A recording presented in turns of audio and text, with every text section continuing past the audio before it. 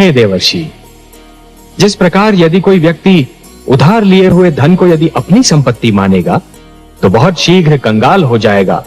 यही तो विधि का विधान है महादेवी। जो दूसरे को दुख देकर हंसता है, होनी उसे दुख देकर 100 बार रुलाती है। इसलिए दूसरों को दुख देने से पहले इतना अवश्य सोच लेना चाहिए कि यदि इसी दुख का वज्र अपने सिर पर गिरे तो क्या होगा। महादेवी, जिस प्रकार बिच्छू को यह ज्ञान नहीं होता कि उसका डंक केवल किसी और को नहीं स्वयं उसे भी चुभ सकता है, उसी प्रकार एक दुष्कर्मी को भी यह ज्ञान नहीं होता कि उसका दुष्कर्म स्वयं उसे भी हानि पहुंचा सकता है। महादेवी, मानव का जीवन शांत और सुखी बनाने के लिए ईश्वर ने उसके मार्ग में सहस्रों दीप जलाए हैं।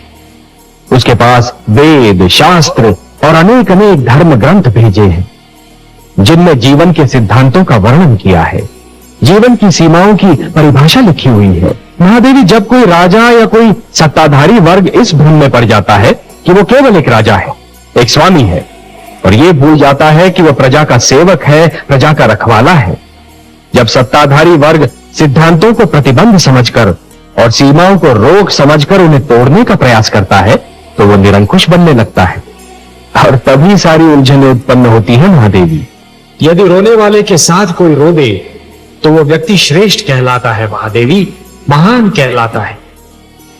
दूसरों के दुख को अपना दुख तो केवल वही व्यक्ति समझ सकता है जिसका हृदय दर्पण की भांति स्वच्छ हो। ये मैं बार बार यही कहता हूं कि कभी किसी को किसी का बुरा नहीं सोचना चाहिए, क्योंकि जो भी व्यक्ति किसी और का बुरा सोचता है अंत में उसका भी बुरा हो ही जाता है। जो भी व्यक्ति ये समझते हैं कि ये तंत्र मंत्र, ये सर्वनाश और अंधकार की शक्तियां केवल किसी और को ही क्षति पहुंचा सकती हैं, तो वो उनका भ्रम है। सत्य तो ये है महादेवी कि जो ईश्वर के सच्चे भक्त होते हैं, जो स्वयं ईश्वर पर संपूर्ण विश्वास करते हैं, ये तंत्र मंत्र की शक्तियां उनका बाल भी नहीं बांका कर सकती। इस प्रकार द्वेष और घृणा का मारा व्यक्ति पड़ोसी के घर को जलते हुए देख ये भूल जाता है कि उसी अग्नि की लपटें स्वयं उसका घर भी जला सकती हैं। उसी प्रकार जो व्यक्ति तंत्र मंत्र में विश्वास करता है, वो ये भूल जाता है कि यही तंत्र मंत्र की शक्तियां स्वयं उसका भी सर्वनाश कर सकती हैं। सत्य तो ये है महादेवी कि स्वयं मैं अपने भक्तों के वश में हूं। अपने प्रेम से, अपने विश्वास से, अपनी भक्ति से और अपनी श्रद्धा से मेरे सारे भक्त बार बार मुझे उनकी सहायता करने के लिए विवश करते रहे हैं और करते रहेंगे। और मुझे अपनी इस विवशता पर कितनी प्रसन्नता होती है, इसका मैं क्या वर्णन करूं महादेवी, इसका मैं क्या वर्णन करूं।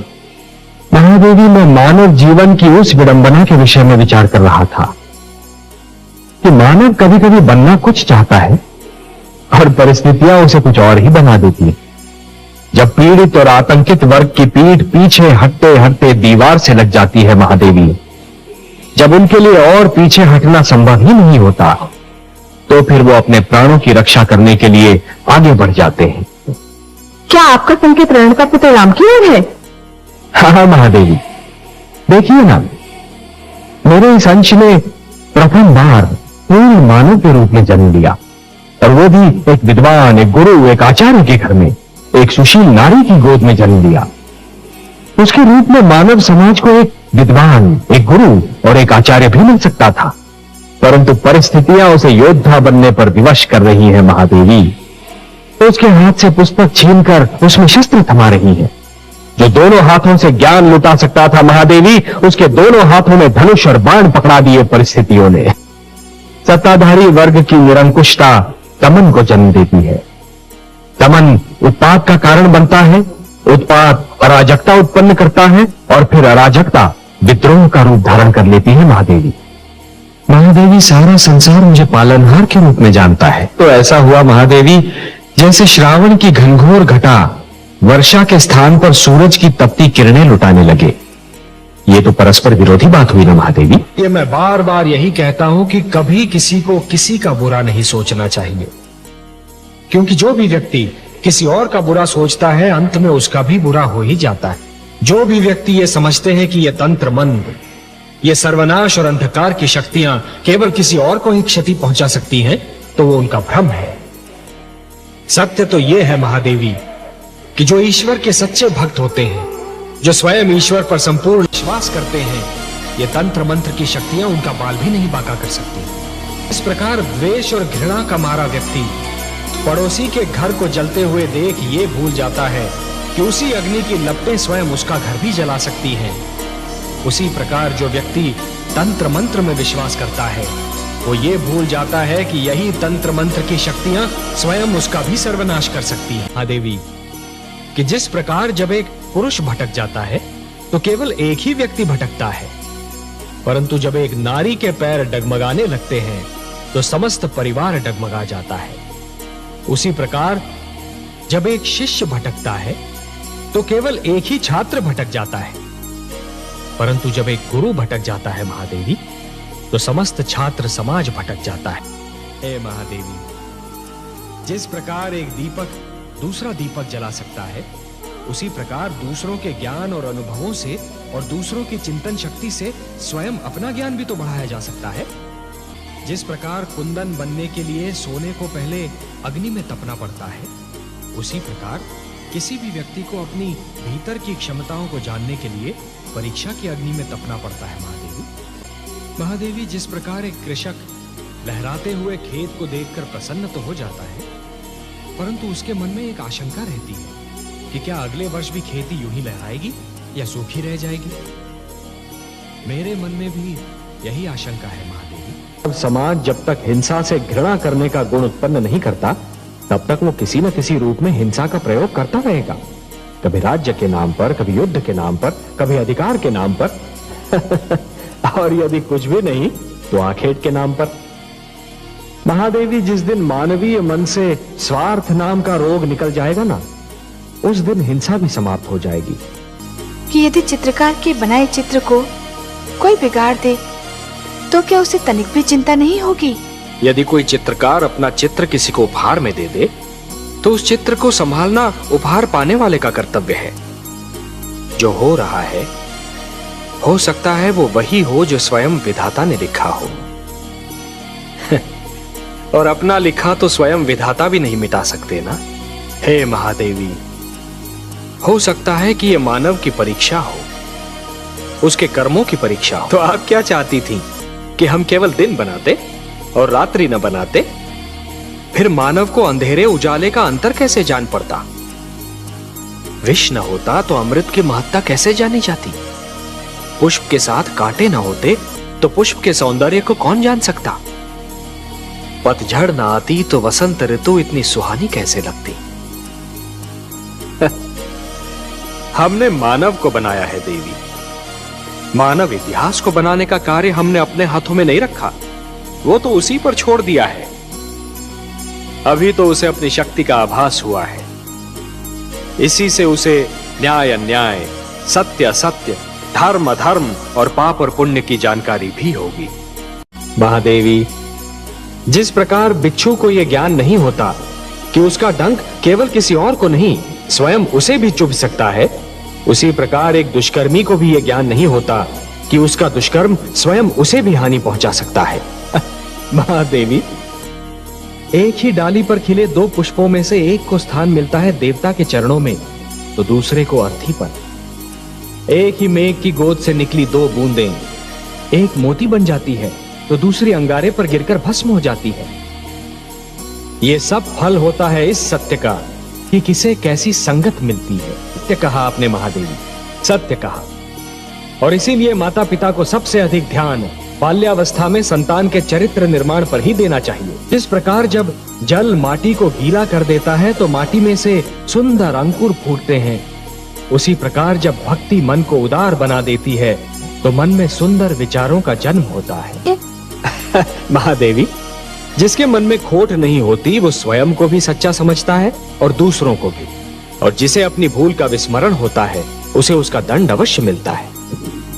इतिहास रचा ही इसलिए जाता है महादेवी कि आने वाली पीढ़ियां ये देख सकें कि उनके पहले की पीढ़ियों ने क्या भूल की और वो उस भूल को ना दोहराए। महादेवी, कि जिस प्रकार जब एक पुरुष भटक जाता है तो केवल एक ही व्यक्ति भटकता है, परंतु जब एक नारी के पैर डगमगाने लगते हैं तो समस्त परिवार डगमगा जाता है।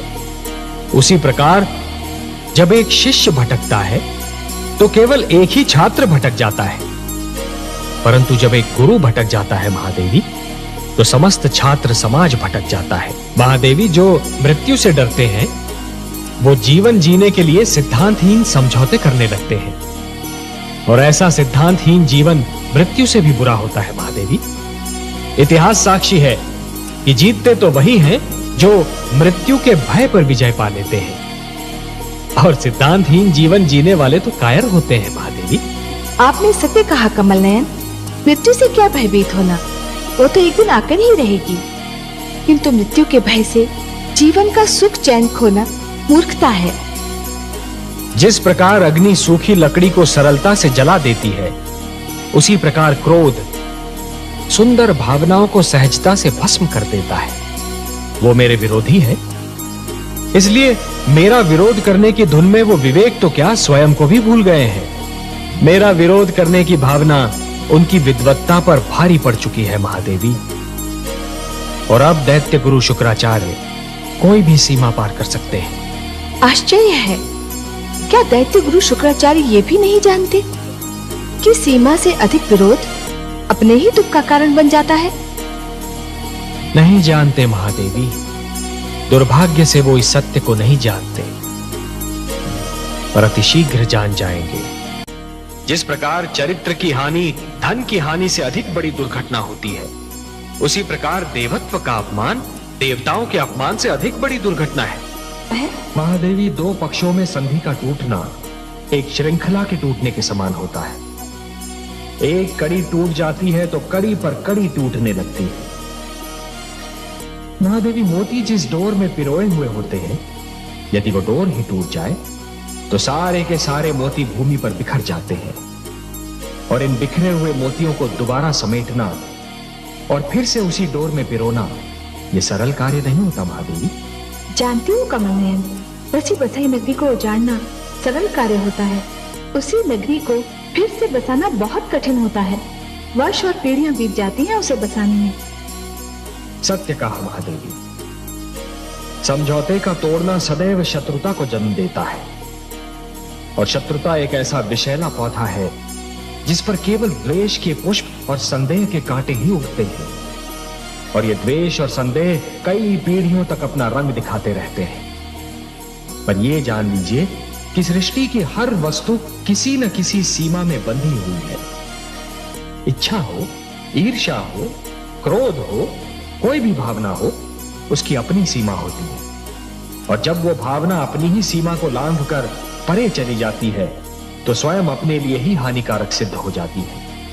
ये प्रेम, ये स्नेह और एक दूसरे का आदर करने की यह भावना ही मानव जाति को संस्कृति देगी, सभ्यता देगी, उसे उत्थान का मार्ग दिखाएगी। ये भावनाएं और इनको प्रदर्शित करने की शक्ति केवल मानव जाति को मिली है। यदि मानव ने इन भावनाओं की रक्षा की तो ये भावनाएं उसे जीवन की प्रेरणा देंगी, उन्नति की शक्ति देंगी, उसे शांति का मार्ग दिखाएंगी। और यदि मानव ने इन भावनाओं को त्याग दिया तो वो पशु और पिशाच के स्तर से भी नीचे जा गिरेगा। कि यदि चित्रकार के बनाए चित्र को कोई बिगाड़ दे तो क्या उसे तनिक भी चिंता नहीं होगी?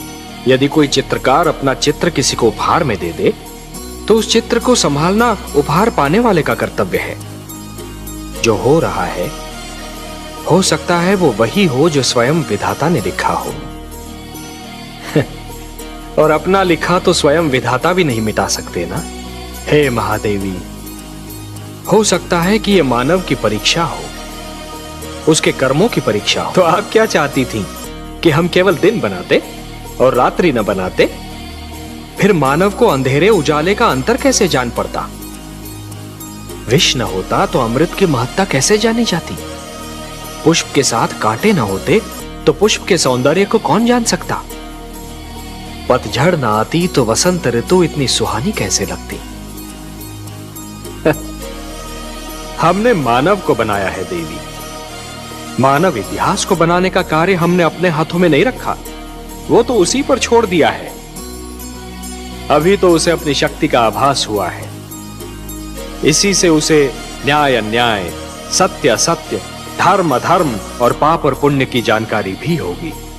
हमने बुद्धि दी है मानव को, विवेक दिया है उसे।